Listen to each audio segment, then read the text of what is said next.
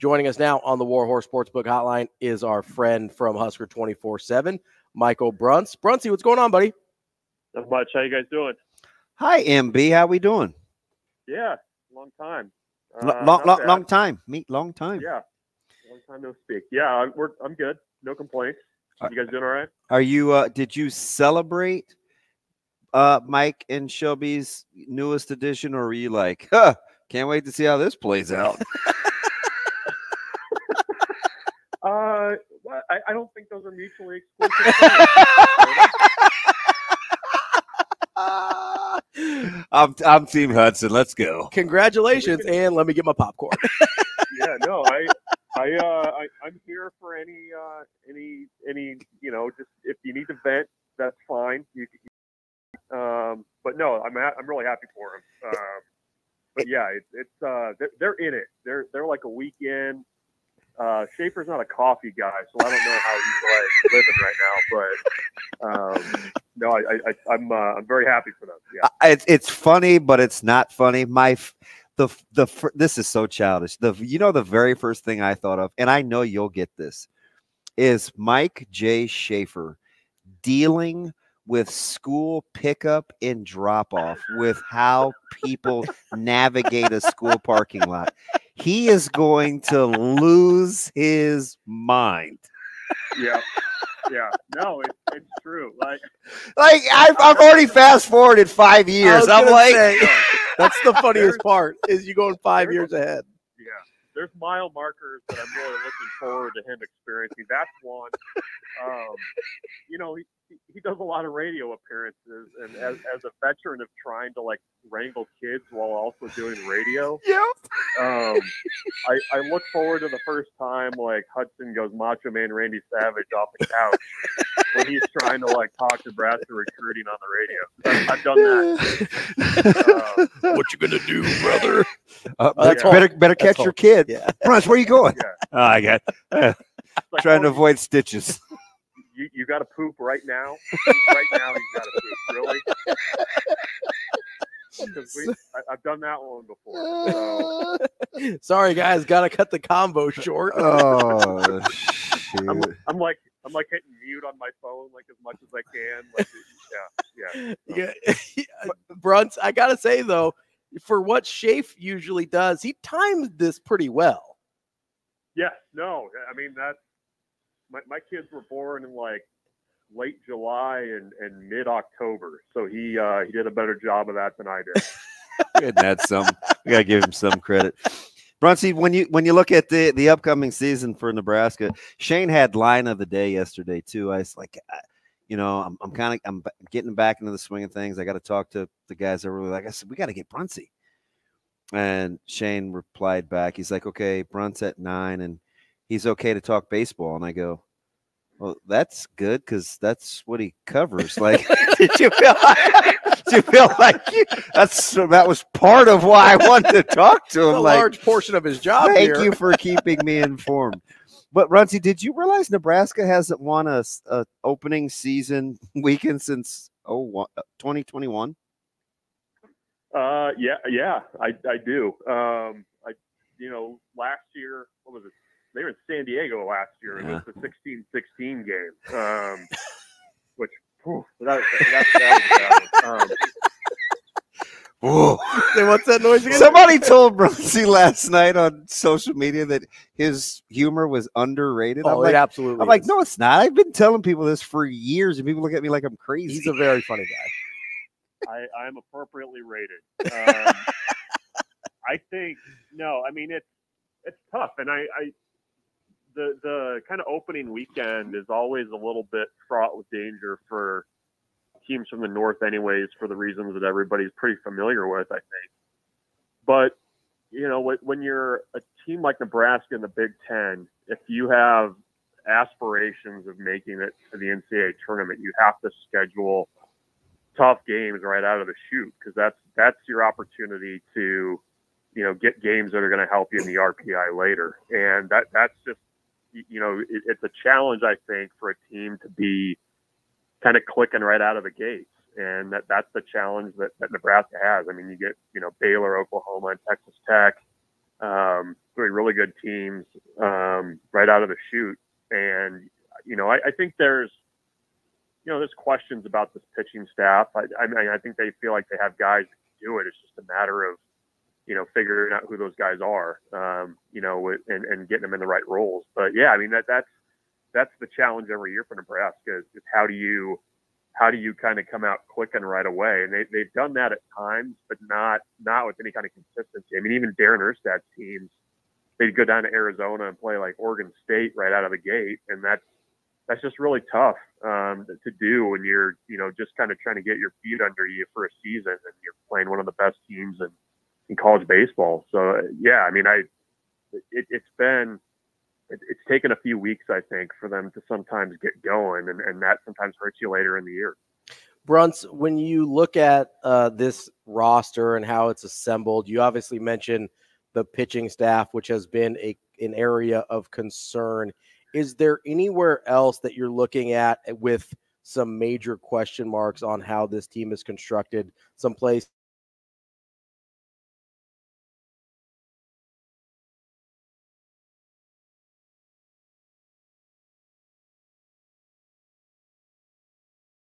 in the lineup too than maybe what they've had. I mean, I don't know that they have the with like Horn and Timmerman or. Well, yeah. I mean, I think they've got probably about 7 guys that they would feel okay about throwing out there this weekend in a starting role. I mean, I think that's kind of where they're at. And, when you kind of dig into the numbers and guys that have kind of been through it in the bullpen, they're in a lot better position, at least on paper, than they were a year ago. I mean, they've got 3 or 4 guys that are veteran, high leverage guys at the back of that bullpen. Where last year it was just like, can we get the ball to Shea Shanneman, and can he hopefully go 2 times in a weekend for us?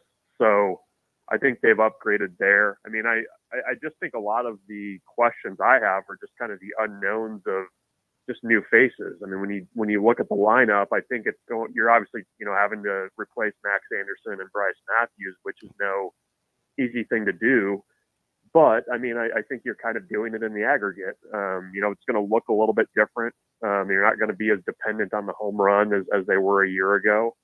And, I think there's a little bit of question about whether that approach is going to work, but I think they've got a little bit more of a 1 through 9 that you feel good about than what they had last season too. So I've told people with this roster, I think this one more than many from the ones that I've covered, there's just a lot of like wait and see with this group. Mm-hmm. And, I think over there, they feel like the way that this roster is constructed aligns a little bit more closely with the approach they want to take.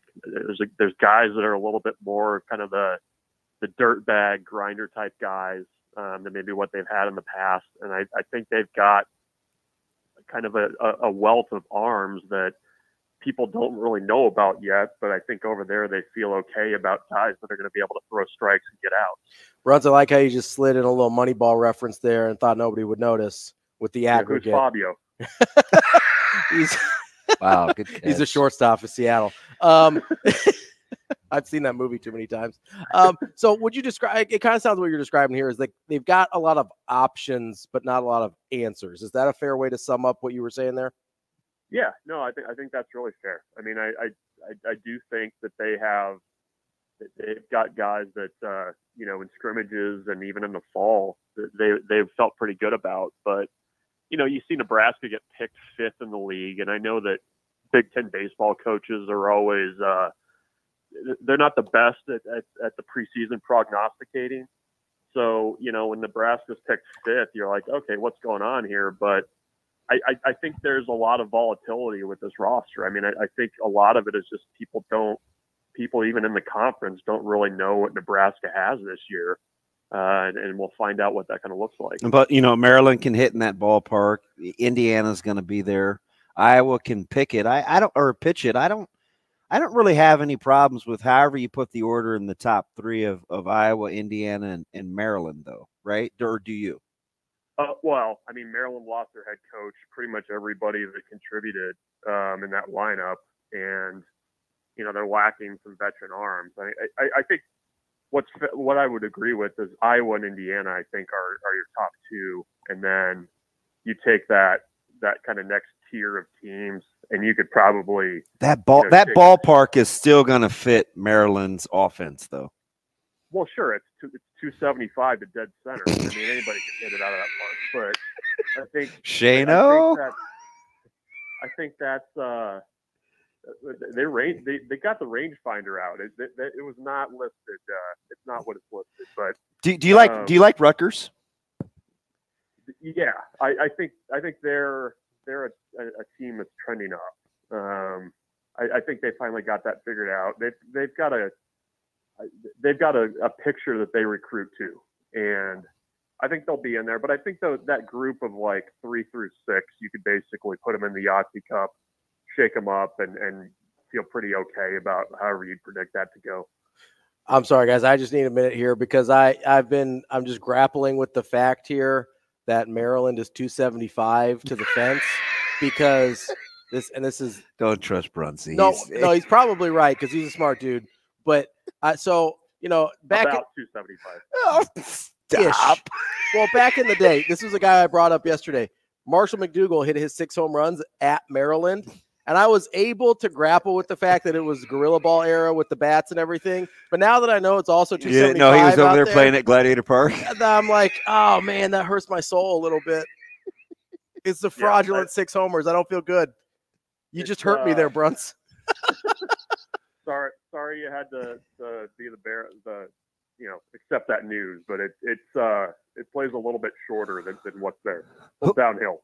Hey, so tonight, Bruntzy, to change gears for you with hoops, who are you rooting for? Northwestern or Rutgers? Northwestern, right?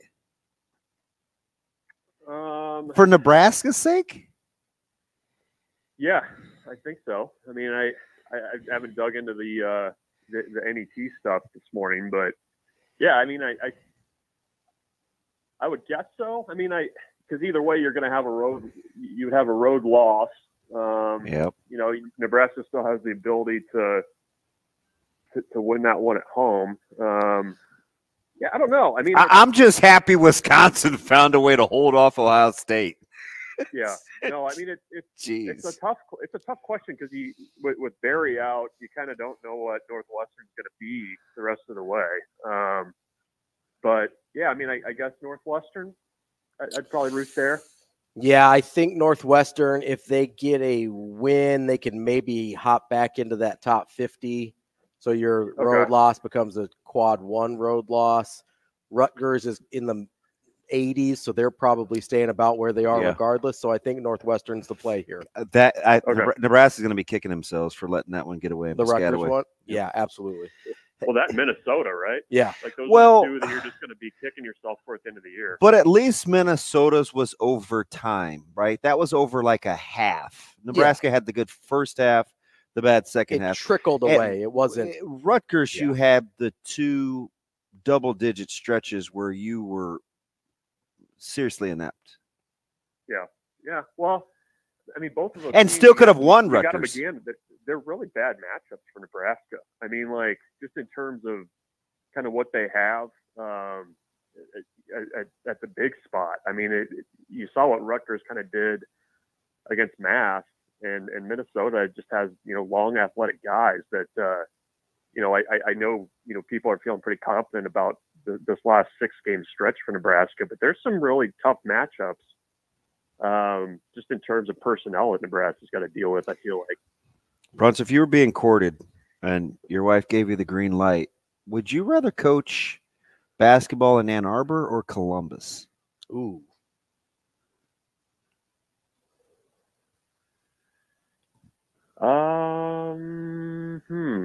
Isn't it weird?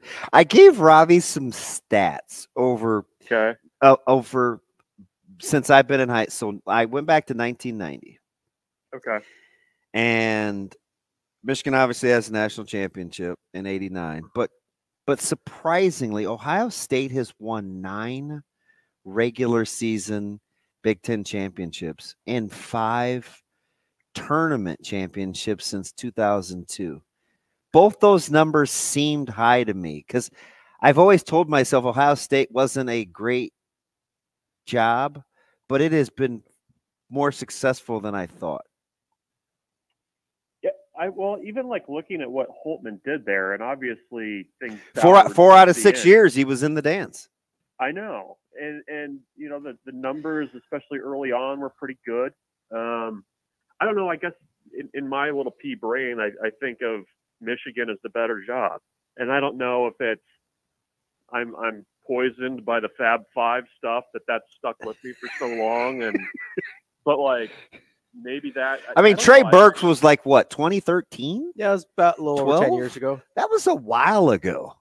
Yeah, the Wagners have been come and gone a while. Yeah, I would still lean Michigan. I think that there's a little bit of a higher ceiling there. Don't forget about our guys Glenn Rice and Steve Fisher. So it's just unbelievable, but those guys are pulling up the rear, right? This isn't like Georgetown and DePaul in the Big East, right? I mean, oh yeah. Well, they haven't finished there since what, like the 60s, like late 60s, since they've been that low in the conference. So you take who do you think has the more fictitious expectations, Ohio State or Michigan? I think Ohio State. Oh. Ravi talked me off of that. I said Ohio State too, but then he was like, well, the fans don't go. Like they don't support it. So yeah, I feel like though that becomes a liability, right? If you're and that was one thing I follow a few Ohio State folks on social media, and the lack of people showing up seemed to be another dagger for the Holtman era there. And so I don't know. I mean, I guess I would maybe take the people showing up and a little bit more expectation at Michigan than I would at Ohio State, because I think it kind of scares me when people are kind of indifferent about coming and then all of a sudden they care a lot about how your program's running when they haven't really been there. I don't know. Maybe I'm just justifying things here. So Bruntz, DB called me out on this a little bit because I think, at least from my perspective, and he's just in his feels. No, he's right that my expectation for what fans do with a losing program is totally skewed by where we live, right? Yeah, that's I don't know how big of a deal it is. Nebraska is rare. Yeah, football and basketball, it is rare. Like I don't know how. Maybe it's not a big deal that Ohio State's not showing up because they're bad and they were bad last year and they haven't been really that good over the last few years. Yeah, they were still making tournaments. Did you see the crowd at Iowa and Minnesota the other night? Iowa, Minnesota, is not good. Not good. No. Right. So, I think we take that for granted because of Nebraska fans. So is that even as big of a deal as I'm making it out to be, or is it just, that's how it is everywhere but here? No, I mean, I think it just, whether or not it matters, it becomes a thing. Like, I just from the Ohio State stuff. I mean, it's like, they're not good. They sold 8,000 the other night. Like that to me is, that's not bad. I mean, it's not DePaul. Yeah, I mean, it's not drawn. They lost by 36 last night. Like I get. I follow a team that routinely puts 1,500 fans in a 70,000 seat stadium. Well, at least contractually, you're obligated to at least one more year of baseball. I don't know where your home's going to be, but at least you have you have to play this year. Well, they're talking, Damon. There's discussions. Nobody wants them, so they might need to extend the lease a couple of years. Oh boy. Okay, you may have more than one. And speaking of years, let's hit the trifecta since you're super versatile. UCLA's off the table now with Foster being hired. And speaking of fan base, and boy, the Bruins fans talk about Chip Kelly like he was the Antichrist, and he wasn't that bad. He won a little bit. It was not that bad. But I guess their infrastructure is a mess. But Bruntz, over under of years Tony White has in Lincoln, and I said it. UCLA's off the board. Syracuse has gone a different direction. I set it at 1.5 years. That's the right number to set it at. Over under for Tony White years in Lincoln. Well, you San Diego State's off the board too. Yep. That felt like a big one. I would still say I would take the unders on that. Come on, Bruntz, you know that hurts me. I know. I told Ravi, I said, the sick thing about coming back is I have to put up with, I'm already emotionally invested in Nebraska. Now it's personal. Yeah. You still put it at 1.5 under?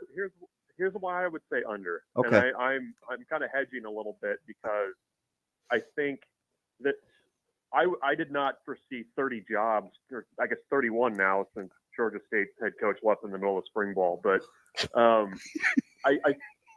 It's not funny. It's a little funny. I think it's his delivery. I think there's always jobs that open that like you kind of don't foresee, but like I would expect that next year would probably be a slow hiring cycle, which I'm probably wrong to think that because it always seems to be a little bit better, a little bit more active than what you expect. But he feels like he's at the front of the line now for like, whatever job comes open, and especially if it's at like any MAC job, But he is very particular. That's a good thing, right? Choosy. Yeah, that's the good part. That's true. But I mean, I don't know. I mean, if the one thing that I could say where I think you could be comfortable saying the overs is that, I think he's going to be at a point at a coordinator if Nebraska's defense is as good as we think they're going to be, that, there might be some of those, starter jobs or what are seen as like starter head coaching jobs that might actually be a little bit below him at this point, Yeah, I think I don't think he's taking just a job to take a job, right? No, I don't think so either. I'm my reason for saying taking the under now is just because the volatility of the market. Yes. I will say it is a plus for the over that San Diego State, Arizona State, UCLA, and Syracuse have all hired coaches within the last 14 months. Yes. So that's the best sign for the over. Yes. Yes. So I went from not liking Ravi this morning and being Team Bruntz, and I might be back to Ravi, man. I need over a year and a half. Why is that, DB? Why didn't? I don't know. I like good defense. We're past the stray defensive coordinator job becoming open now. We're okay there. I think that's true. Bruntz, you're amazing, man. Appreciate it. Yep, we'll see you guys. Great stuff as always from Michael Bruntz, Husker 24/7. Coming up next, we're gonna get to a bunch of stuff that we haven't got to yet. How about how we just stretched him pillar to post? We started out with childcare and parenting to basketball, Vegas baseball, totals, football, the whole thing, and we got a little money ball in there as well. We got more of that Sports Radio coming up next.